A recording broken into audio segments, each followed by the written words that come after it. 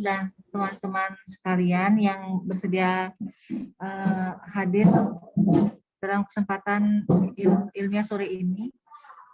Saya Desi Aryani akan membawakan ilmiah materi mengenai pemeriksaan fisik payudara.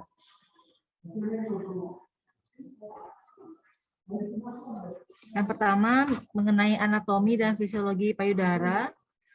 Adapun anatomi payudara disebutkan payudara terletak pada dinding torak anterior, di mana batas payudara di bagian superior terdapat clavicula dan coste kedua, di bagian inferior ada coste ke-6, medial terdapat sternum, dan bagian lateral terdapat linea mid-axillary.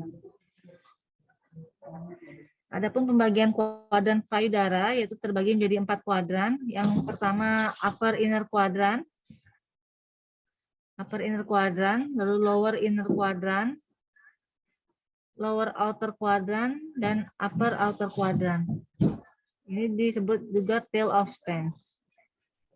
Untuk kelenjar getah beningnya dan aliran limfatik, di sini terdapat kelenjar getah bening pada bagian anterior atau pektoral, posterior subscapular, sentral pada deep within axilla, lateral, dan juga pada supraclavicular dan infraclavicular.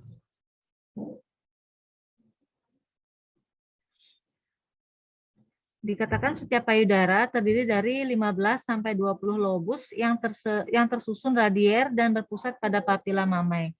Setiap lobus dipisahkan oleh septa fibrosa. Setiap lobus terdiri dari banyak lobulus. Setiap lobus drainase pada collecting duct dan sinus lactiferus. Dikatakan setiap lobus bermuara pada 5 sampai 10 pembukaan.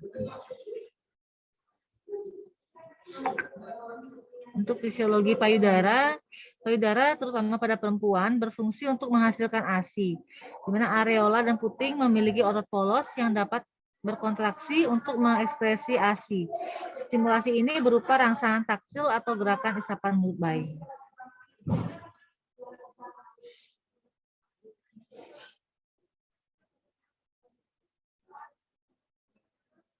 Untuk fisiologi payudara, selama pertambahan usia, payudara akan mengalami maturasi dan perubahan. Yang pertama pada pra-remaja dikatakan hanya terjadi elevasi puting saja. Lalu yang kedua pada tunas payudara, elevasi payudara dan puting terjadi pembesaran diameter areola. Yang ketiga pembesaran dan elevasi payudara dan puting namun tidak ada perbedaan kontur. Yang keempat penonjolan areola dan puting sehingga membentuk tonjolan terpisah dari payudara. Yang kelima, pada dewasa tonjolan puting saja, areola kembali mendatar meskipun terkadang pada beberapa individu areola tetap menonjol.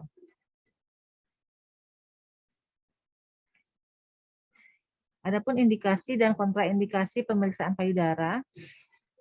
Untuk indikasinya bisa berupa nyeri pada payudara, perubahan kulit pada payudara, adanya cairan abnormal yang keluar dari puting, adanya benjolan atau massa pada payudara, adanya perubahan ukuran atau bentuk payudara, adanya temuan abnormal pada pemeriksaan screening atau pencitraan payudara seperti pada mamografi, ultrasonografi, MRI, CT scan, atau PET.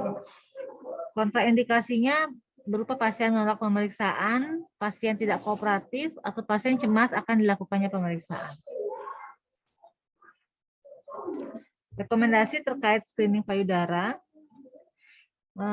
berdasarkan panduan The National Comprehensive Cancer Network dan The American Congress of Obstetricians and Gynecologists, direkomendasikan waktu pemeriksaan payudara pada usia 20 sampai 39 tahun. Itu setiap 1 sampai 3 tahun.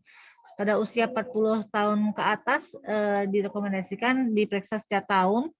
Pada usia lebih dari 20 tahun sebaiknya dilakukan secara rutin.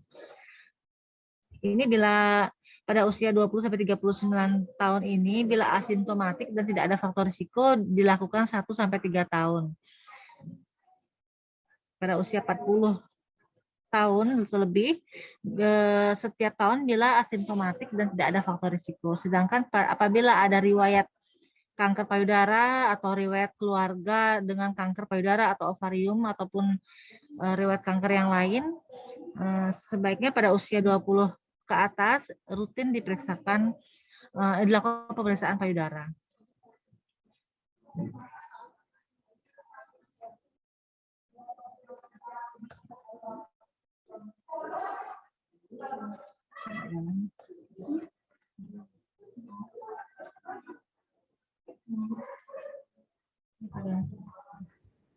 Yuk lanjut. Maaf kok slide-nya nggak jalan.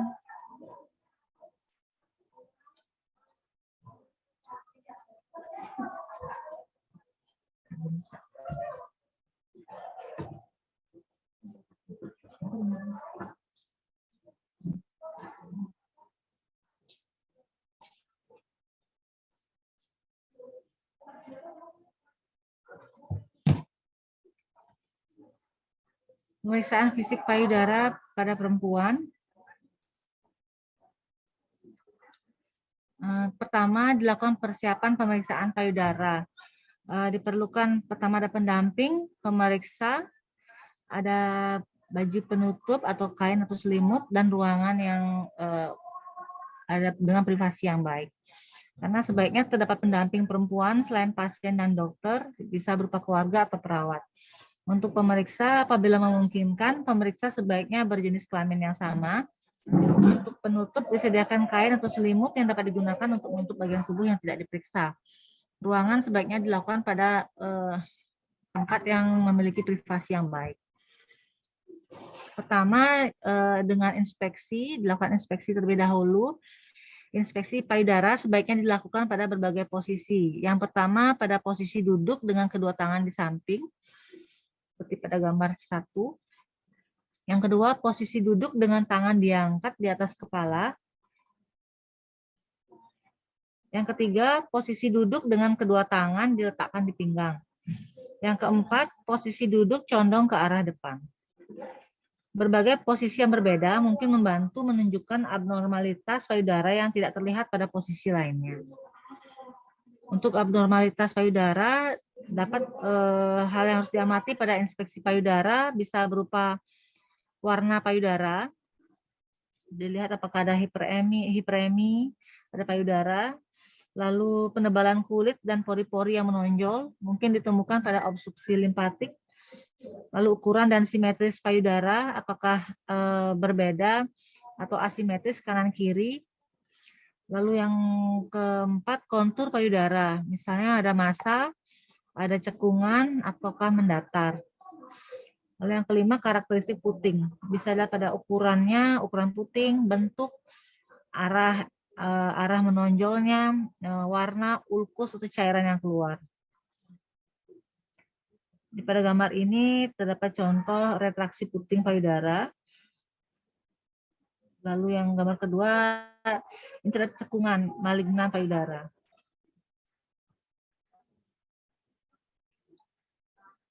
Selanjutnya pemeriksaan palpasi.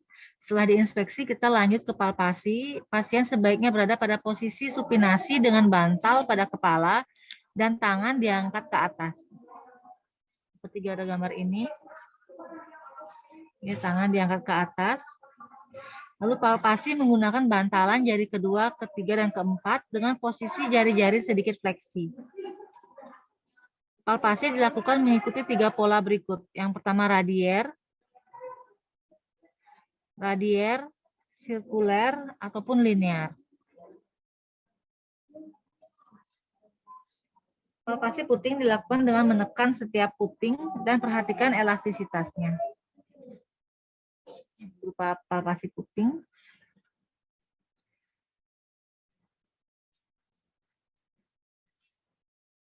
Abnormalitas payudara, hal yang harus diamati pada palpasi payudara. Yang pertama berupa konsistensi, ketegangan, dan juga nodul atau massa. Bila ditemukan nodul atau massa, kita harus cek lokasi, ukuran, bentuk, konsistensi, batas, dan mobilitas.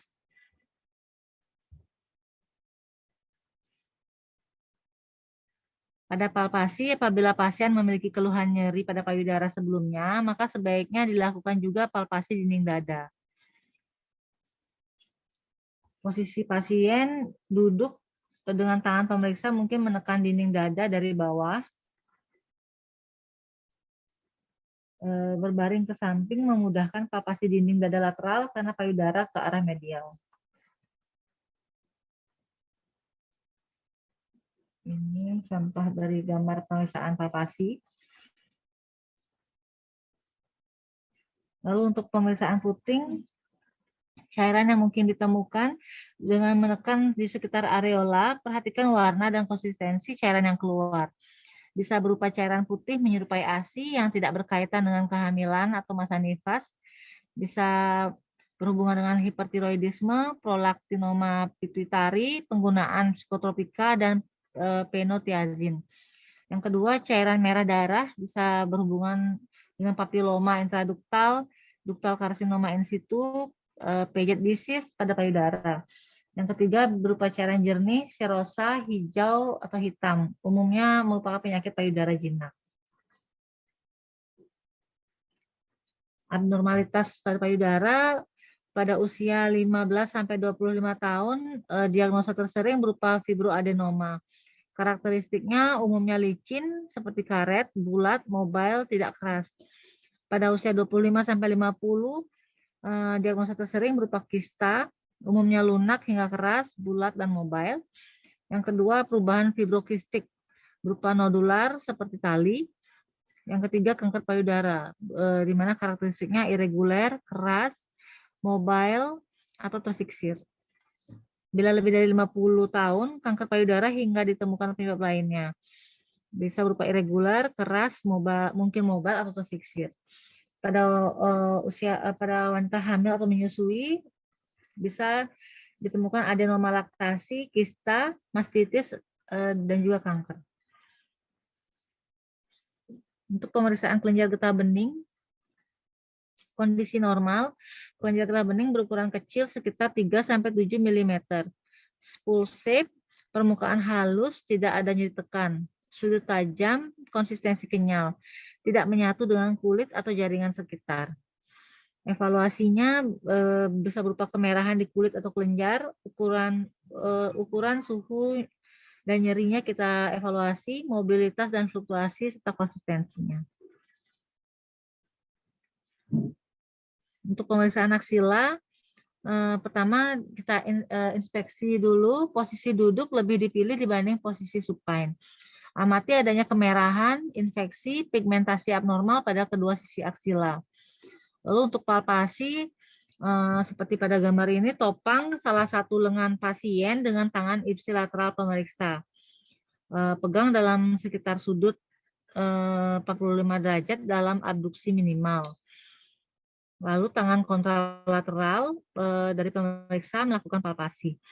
Informasikan kepada pasien bahwa pemeriksaan dapat menimbulkan rasa tidak nyaman. Pada palpasi, satukan dan gunakan ujung jari-jari tangan dan periksa apek aksila. Letakkan jari-jari di belakang otot pectoralis, arahkan ke mid clavicular. Lanjutkan palpasi pada dinding dada, turun perlahan ke bawah. Kelompok kelenjar getah bening aksila berupa kelenjar pectoralis, pegang lipatan aksila anterior di antara ibu jari dan jari-jari tangan lainnya. Palpasi di bagian dalam tepi otot pectoralis. Untuk kelenjar lateral, pada aksila atas dirasakan pada humerus bagian atas. Untuk kelenjar subscapular, periksa dari belakang pasien, palpasi bagian dalam dari otot lipatan aksila posterior. Begitu juga dengan kelenjar supraclavicular dan infraclavicular. Ini pasien dalam posisi duduk dilakukan dari belakang pasien. Palpasi untuk menilai adanya limfadenopati dengan ujung jari kedua, ketiga, dan keempat. Periksa bagian atas dan sedikit ke belakang dari tulang klavikula, kemudian di tepi bawah klavikula. Palpasi dengan tekanan dan gerakan memutar kecil. Nilai jumlah, ukuran, konsistensi, terfiksasi atau tidak dengan sesama atau jaringan sekitarnya. Metastase kanker payudara ke kelenjar getah bening regio ini lebih jarang dibandingkan ke aksila. Pemeriksaan payudara mandiri untuk pemeriksaan mandiri ini meningkatkan kesadaran kesehatan dan deteksi dini kelainan payudara. Pertama dengan posisi berdiri di depan cermin dengan tangan menekan panggul, amati payudara berupa perubahan ukuran, bentuk, kontur, atau adanya lesung kulit, kemerahan atau kulit bersisik. Periksa ketiak dalam posisi duduk tegak atau berdiri dengan salah satu lengan dinaikkan ke kepala, mempermudah pemeriksaan area tersebut. Lakukan juga penekanan payudara ke arah puting untuk melihat apakah ada cairan yang keluar. Untuk posisi berbaring, letakkan bantal di bawah bahu kanan, naikkan lengan kanan ke atas kepala. Gunakan ujung jari kedua, ketiga, dan keempat tangan kiri untuk merasakan adanya gumpalan pada payudara kanan. Lakukan pemeriksaan dengan alur memutar, menutupi seluruh area payudara. Gunakan 3 jenis penekanan dengan lembut, sedang, dan keras. Sentuh lebih keras untuk jaringan yang lebih dekat dengan dada dan tulang iga. Untuk posisi berbaring, periksa payudara kembali dengan pola atas ke bawah, dimulai dari bawah lengan atas, turun ke bawah hingga tulang dada atau sternum. Ingat kondisi payudara tiap bulannya. Lakukan pada sisi kontralateral. Jika menemukan massa, benjolan, atau perubahan kulit, segera diperiksakan ke dokter. Untuk pemeriksaan payudara pasien mastektomi atau augmentasi payudara, pertama dilakukan inspeksi, amati luka mastektomi dan aksila, massa, modul, tanda inflamasi atau infeksi. Limfaedema dapat ditemukan pada aksila dan lengan atas akibat gangguan dari drainase sistem limfa pasca operasi. Palpasi, dari palpasi lakukan palpasi pada luka dengan lembut karena jaringan dapat menjadi sensitif. Palpasi jaringan payudara dan garis insisi yang membatasi augmentasi payudara atau rekonstruksi. Gunakan gerakan memutar dengan 2 atau 3 jari. Perhatikan kuadran luar atas aksila. Perhatikan adanya pembesaran kelenjar getah bening. Untuk pemeriksaan payudara pada laki-laki, konsep dasar pemeriksaan sama dengan pemeriksaan payudara pada wanita, di mana inspeksi puting dan areola, apakah ada nodul, pembengkakan, atau ulkus. Lalu palpasi areola dan jaringan payudara, apakah ada nodul. Jika payudara tampak membesar lebih dari 2 cm, bedakan antara pembesaran lemak akibat obesitas, pseudoginekomastia, dan pembesaran jinak diskus kelenjar, ginekomastia. Pada ginekomastia, jaringan umumnya nyeri pada penekanan. Ginekomastia dikatakan timbul akibat ketidakseimbangan estrogen dan androgen dan merupakan kondisi sistemik, bukan resiko kanker payudara. Untuk pemeriksaan payudara laki-laki mandiri, lakukan pemeriksaan setiap bulan, mulai dengan inspeksi payudara di depan cermin untuk melihat adanya abnormalitas payudara. Lalu palpasi puting susu, sebagian besar pria menemukan benjolan di bawah puting. Lakukan palpasi payudara dengan ujung jari kedua, 3, dan 4 dalam posisi duduk atau berdiri. Mulai palpasi dari tulang klavikula, dilanjutkan dengan pola naik dan turun menutupi seluruh payudara. Lakukan pemeriksaan dalam posisi telentang. Ulang palpasi payudara. Terima kasih. Sekian yang bisa saya sampaikan.